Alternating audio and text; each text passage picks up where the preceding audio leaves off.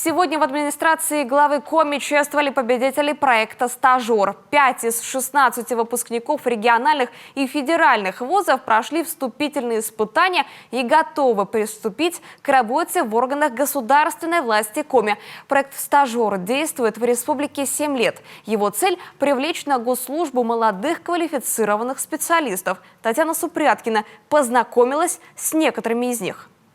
Вот они, успешные, амбициозные, самоуверенные. Еще вчера студенты, сегодня дипломированные специалисты.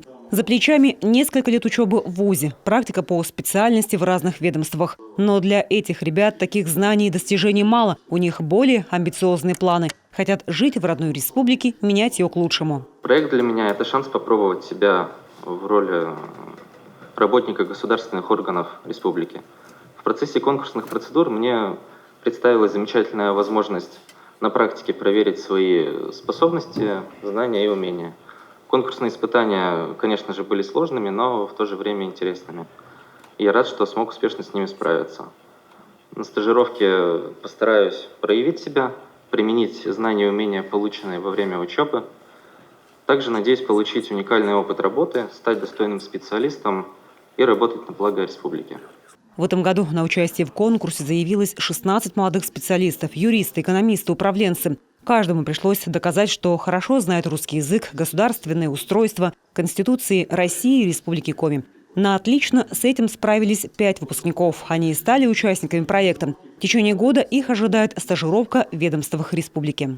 Любое государство сильно и имеет будущее, когда в том числе заботится о кадрах и готовит себе смену.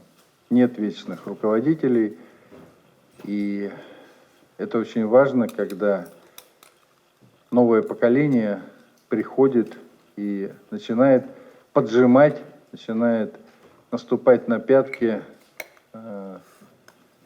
людям, которые действительно внесли свой вклад, но в определенном этапе нужно передавать в надежные, подготовленные руки, спокойно, понимая, что это действительно кадры и люди, которые точно совершенно не ухудшат, а улучшат ситуацию в той или иной отрасли.